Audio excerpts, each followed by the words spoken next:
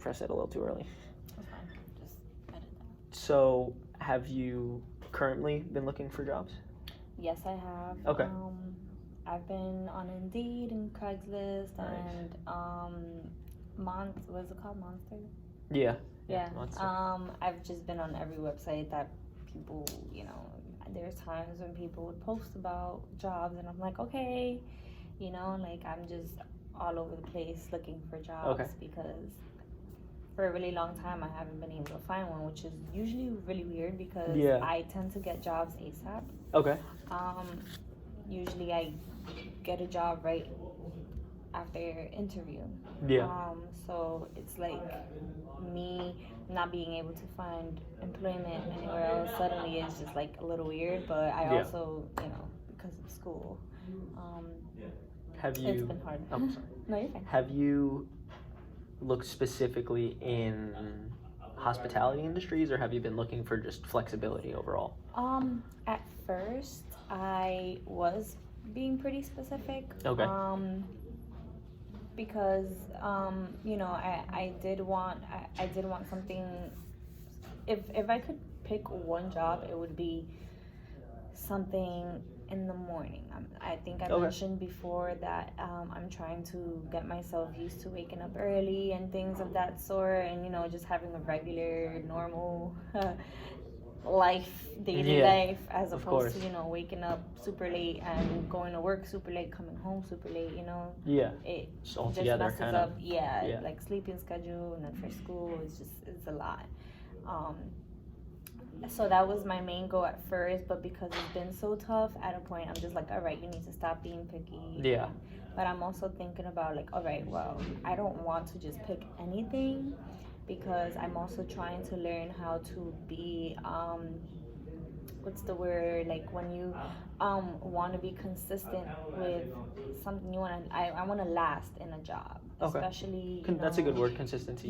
Consistency, especially being that I'm about to graduate soon. I don't want to keep hopping from job to job. Of course. I'm trying to find something now that's probably going to be good for me after I get my degree. That's a good way to look at things. Yeah. So that actually brings up a really good point. In general, really, in our society, as much as I hate to admit it, it kind of really pushes passivity, especially in women. And I think specifically looking for a job is a good way of being proactive about things, and that's something that's definitely healthy. But that actually brings up something I want to try with you. So what I want you to do now in regards to passivity is identify on this sheet any negative messages that you receive from either the media, your specific culture, society, your peers, your family, that kind of enforces this idea of passivity. Okay. So take your time, fill this out, and then we'll talk about them when you're done. Okay. Media, negative messages. They don't need to be super long, if you can't, and if you can't come up with something, it's fine. We can, just work on the ones that you have. Negative messages. What do you mean negative messages about, like, passivity? Well, how, let's say, I'll give a good example. In media, you always see a lot of representation of women as the ones who are, in the background or aren't necessarily strong. So that would be an example of a negative message. So anything that you've experienced personally, it doesn't necessarily have to be. I've seen a lot of women kind of crashing each other down on the media and like judging each other and stuff like that. Would that be like a good? Yeah, that's a great example. And as I mentioned before, if there's something that doesn't occur, let's say your family or your peers are actually very supportive, you don't need to necessarily put those down. This is solely to just identify the areas in which culture is a big one, because I'm Hispanic and I'm from the Caribbean. I feel like in the Caribbean, they're very traditional with the way families are set up, I guess. So women were always like, you have to take care of the kids. Of course. Right? Like, so that's a really big one. And that's like actually a universal kind of way people look at. Oh, really? You know? Okay. I thought it was just. Well, I'm sure in other cultures, it differs, but. Okay, but yeah, so traditional. What would that be? Traditional. Gender roles, I guess. Yeah. So women.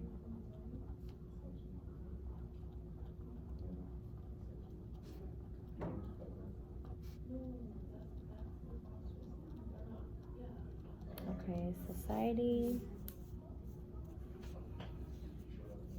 I feel like society ties in with the media because everything goes on the media anyway, so pretty much the same thing.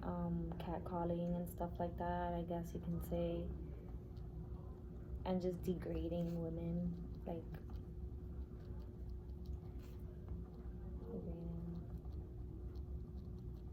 peers, negative messages, peers.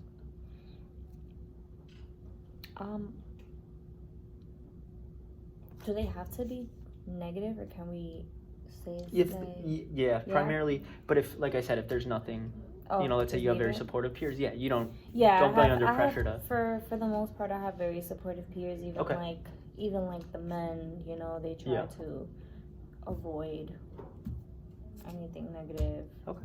And that's good. That's a strength we can talk about focusing on. So, and then family. With my family, it was more something of the past. Okay. Now it's kind of like the women in my family are kind of like on the top now. Okay. So for family, it's also good. Nothing negative, unless you want me to write anything about like the past, you're fine. No pressure. Yeah. So family, we've still got, even though you have a strong peer and family system, we still kind of notice that there's certain things that arguably these are overarching themes.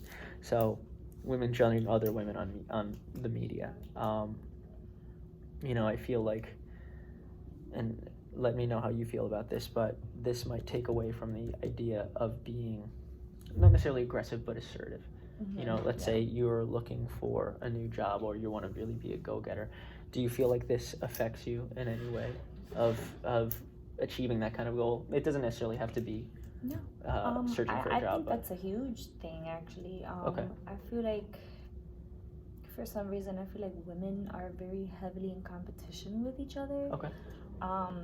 And that does affect, that's actually a big reason for why I'm having problems at work, actually, because, it's like everybody's in competition with each other, especially the females, and it's not just with work ethics, it becomes, with physical looks and,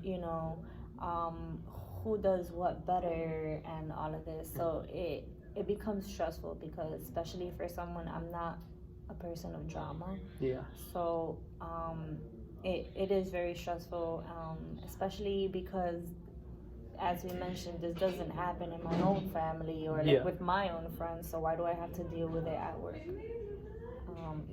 So what I'm hearing is you feel like your work environment kind of what's the word I'm looking for?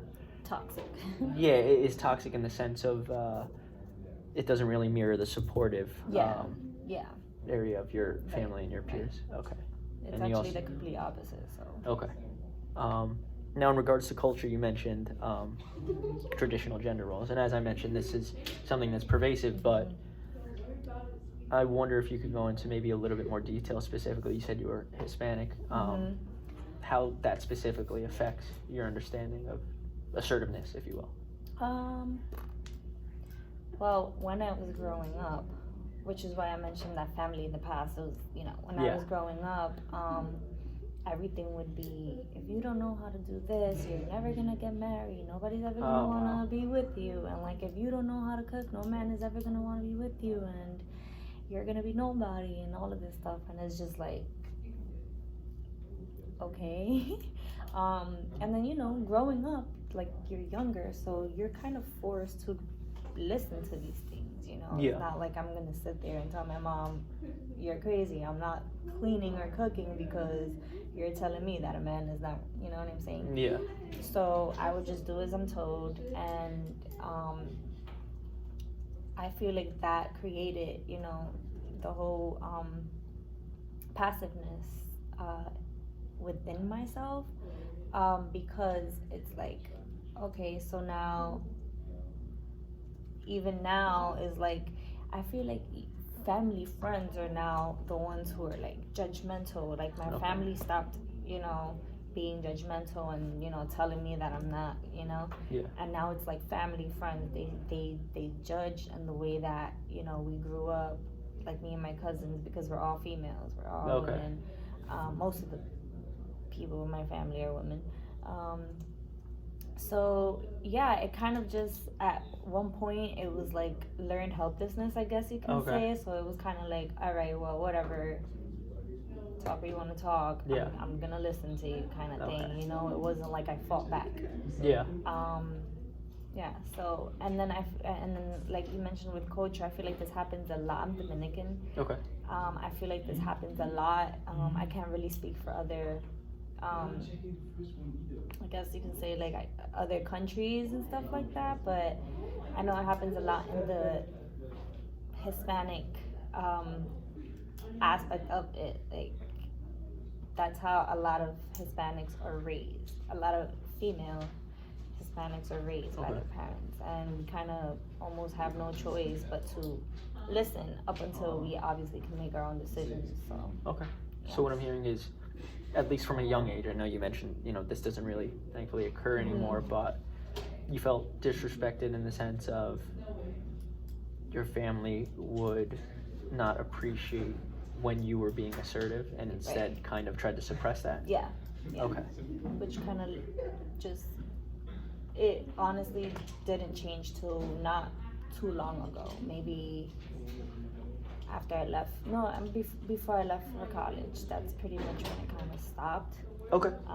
But I feel like that has a lot to do with my going away and, you know, doing things on my own and learning things on my own, as opposed to like listening to what my grandmother would say was the ideal before. But now we talk about it and we laugh it off. She's like, I can't believe that, you know, she kind of understands now. She raised me to be like very old. Well, she is very old school, but I guess because, you know, she adapted to the modern society, so I guess she kind of just let a lot of things go. Okay. So. Would you say that now that you've moved out, you're in a, I don't want to say healthier environment, but an environment that kind of fosters more so your assertiveness? Yeah, definitely.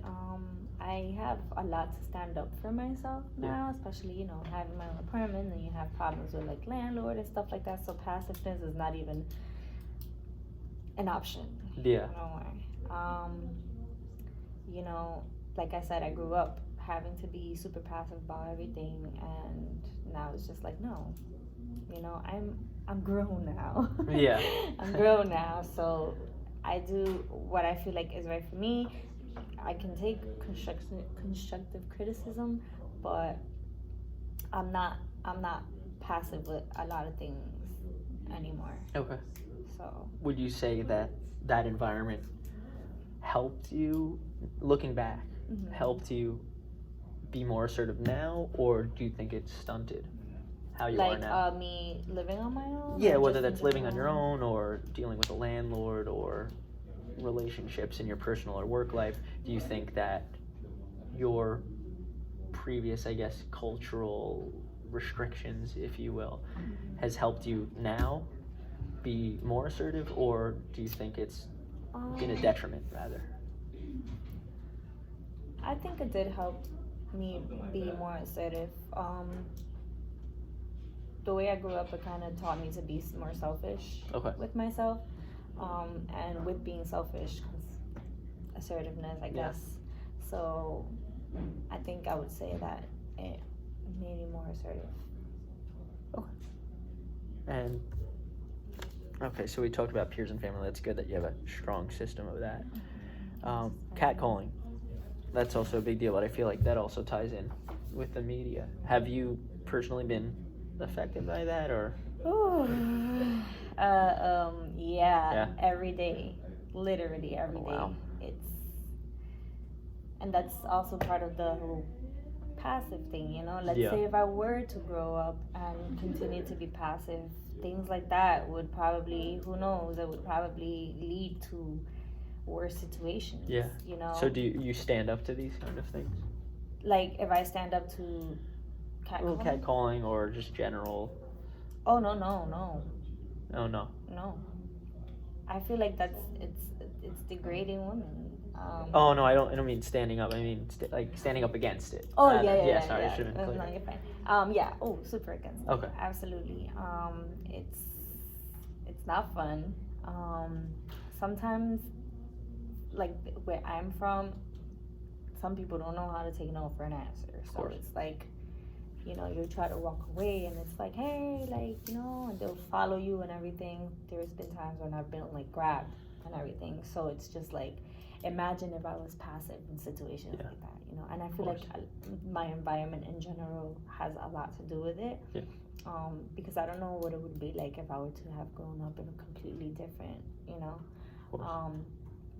But yeah, so that has a lot to do with why the whole passiveness it's out the picture, because like I said, imagine being passive and you're getting catcalled and like you don't know how to say no to them, you know, like oh no, I don't want to give you my number, you know, as opposed to like yeah sure, and then now you're getting harassed over text, you know, so it's like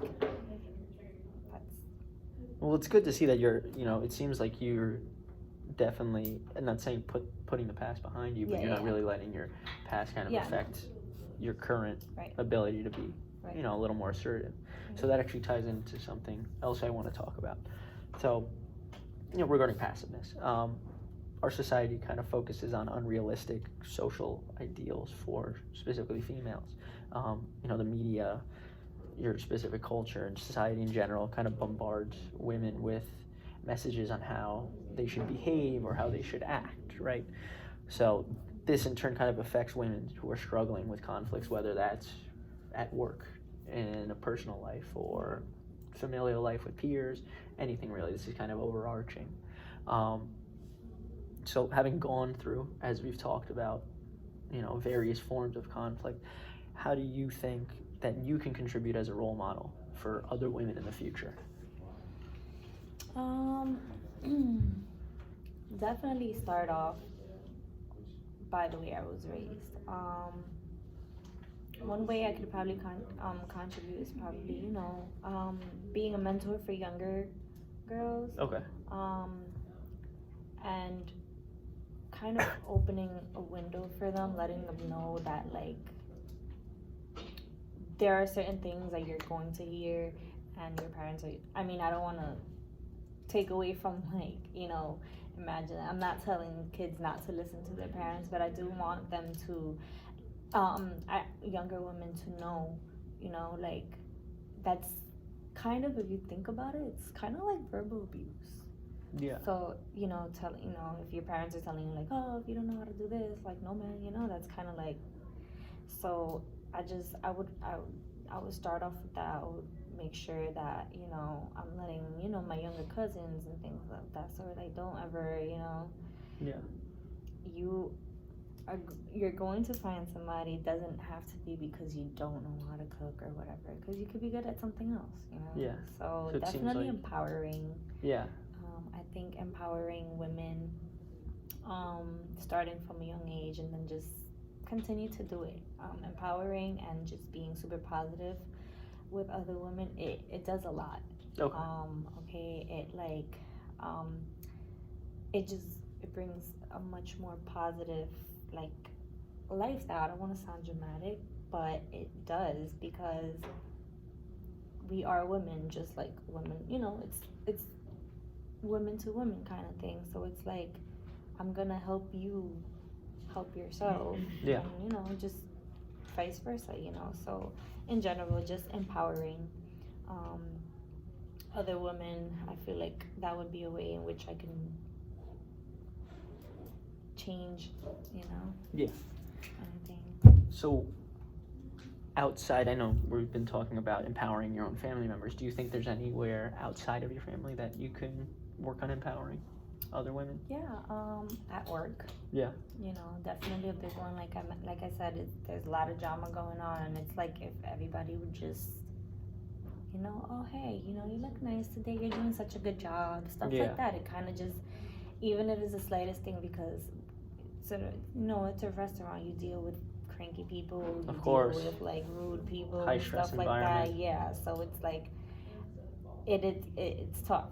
And, you know, it's a tip-based job, so, you know, when you don't get the tip that you feel like you deserved, it kind of brings your mood down. And I feel like in that environment, everybody has to uplift each other. Yeah. So at work, you know, that would be super helpful. It would just create a better work environment in general, you know. Okay. Better teamwork and all of that stuff. Where else? Even in school, you know, I feel like just everywhere. On social media, you know. Yeah. Somebody posts a picture, you know, I've seen a lot of people put rude comments and stuff like that. It's just like, why? Yeah, like, what makes you want to say something that's going to potentially be hurtful to somebody else, you know? To kind of be maybe like a positive force on social media. Yeah. And just spread good juju. Yeah. You know? So, do you mind, if you don't mind, I'd like to give you some feedback. Yeah. It seems like you have a really good grasp on how to empower other, you know, women, whether it's at work or it's on social media. And personally, I think these are helpful characteristics or actions that you can use to work on, let's say, your own issues, you know, whether it be school or just in general stress or your work situation. How do you think, let me phrase it as, what's the most empowering thing that you can do for yourself that might help you through your situation? For myself? Yeah. Personal empowerment, rather. Well, with everything going on, self-care has definitely gone down the drain. Okay. So I feel like definitely start off with that self-care to empower myself, you know. A lot of times I'm like rushing out the house and I'm like, I don't care what I put on, and you know, it does take a toll. There's times when I'm like, whatever, I don't care, it's not that serious. But then eventually it takes a toll. Then you're there and you're looking at your nails like, oh my God, you know, and you're just compounds. Like, yeah. And then you're like, oh my God, my hair. And I'm a person, I get really bored with my hair. Yeah. So, you know, and that's something that I haven't really done anything with either, you know. Like, I like to play around with my hair. I like to do new things to my hair so that I'm not, you know, I don't feel bored, I guess, with life. And it's also, I'm assuming, a good way to let go of some stress. Yeah, right? Absolutely. Self-care is the best way to let go of stress. That, I feel like that's the first thing that needs to be handled, because it's yourself. You definitely need to feel good in order to go and make other people feel good. You know, it's like counseling. You know, you can't counsel others if you yourself are having all these issues. Like you have to make sure that you take care of those issues before you go and tell somebody else, like, you know. So self-care is definitely important for empowering myself, as well as just pushing myself, you know.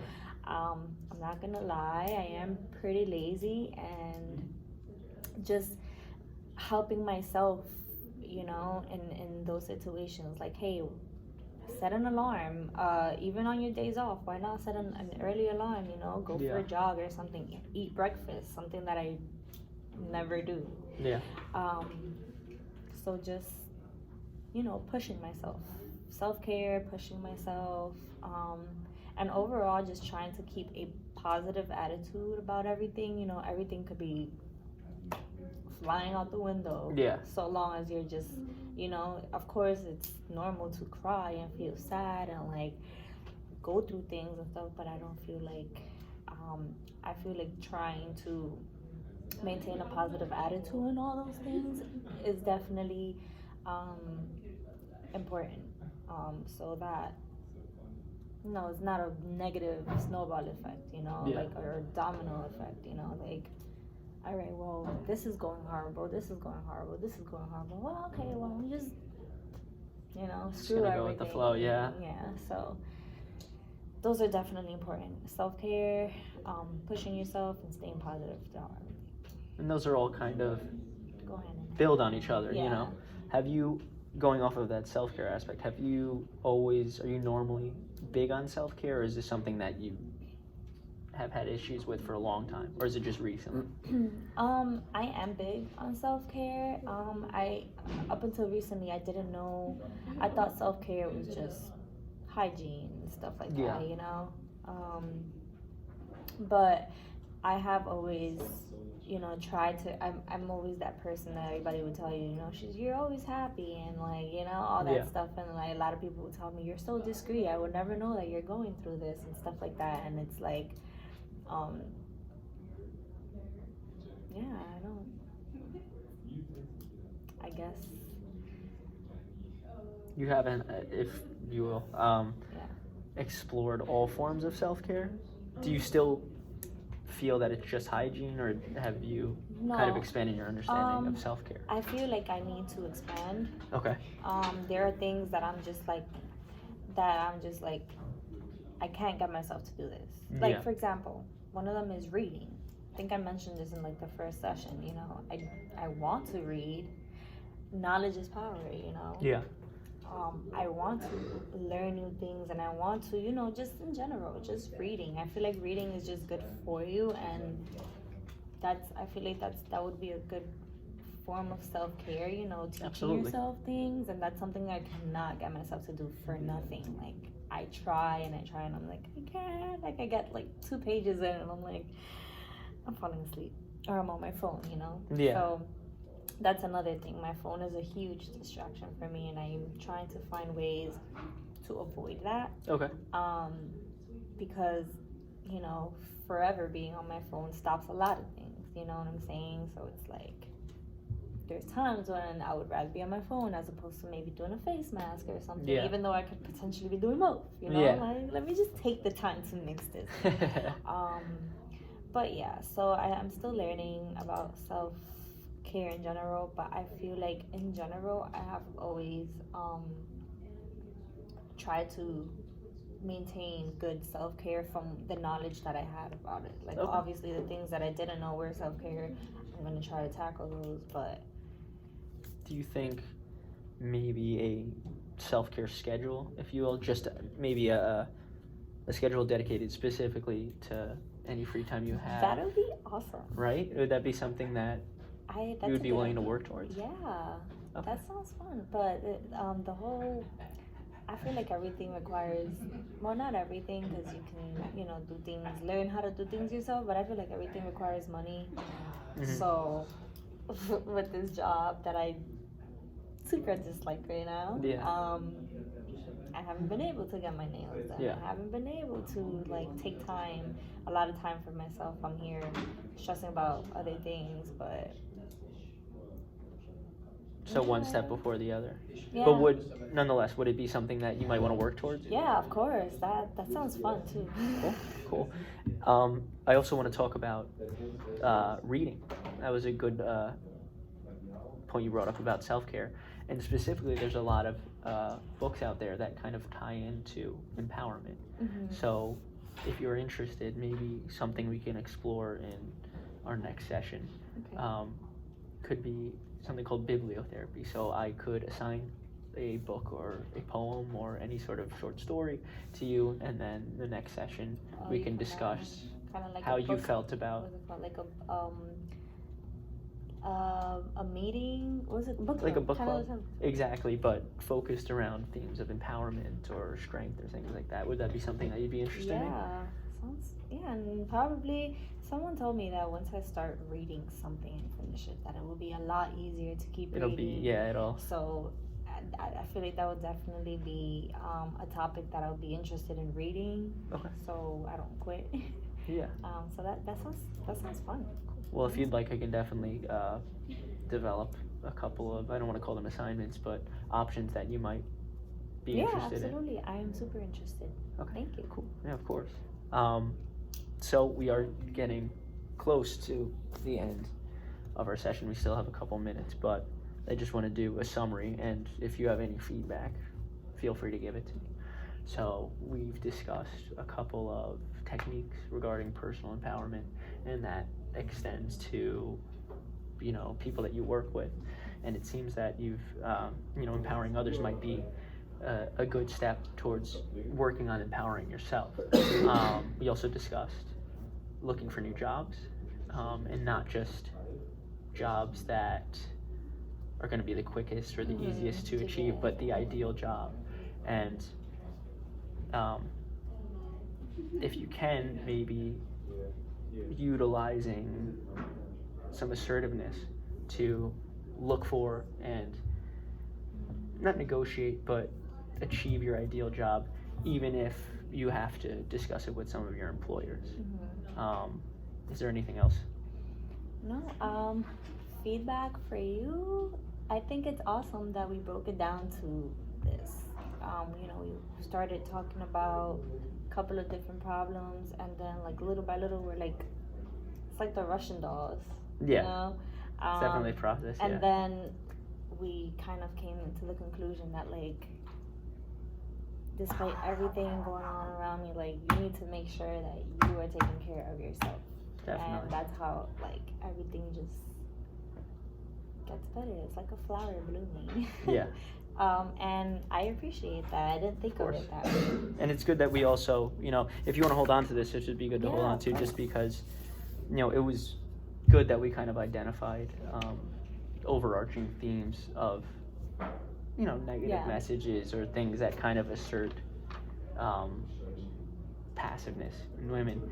And if you feel the same way, I feel that utilizing these and looking at them would definitely be a way to understand how to better, I guess, navigate definitely. Culture, society, even the media. You know, I know we discussed maybe taking a break a little bit from using your phone, or even using your phone for positive purposes, you know, enabling people to do positive things, empowering other people on social media.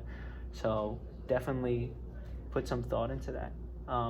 If you feel comfortable. I like how you put a positive aspect to my negative part, like me using my phone all the time. That you're like, well, you know, if you do it, if you do this, you know. I mean? Just that's a good way to look at using your phone. You know, it's not necessary to never use your phone. Right. But if you can use your phone to benefit yourself and others, that should, you know, that might be a much healthier alternative than to just, you know, use it when you're bored. I agree.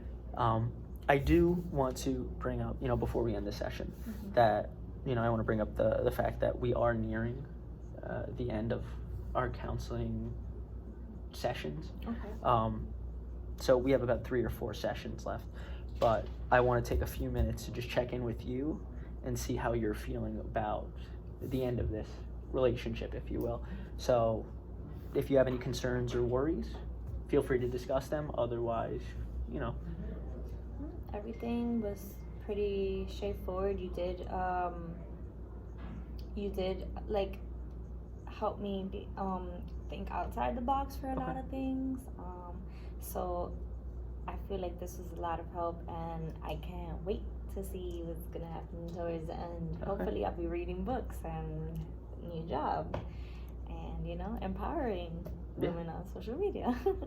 Is there anything specifically that you want to work towards for the last 3 or 4 sessions? Maybe to focus in. Probably any other the issues? book idea. Book ideas? You know, so the bibliography thing, kind of like the book club. I'm looking forward to that, and yeah, I feel like that'll be a great way to, you know, close it up. Definitely. So I will look up a couple books for you, and I'll bring them to you, and then we can, you know, next session we can talk about them. Okay, sounds good. And, you know, develop a framework. So thank you. We'll be in touch. See you next week.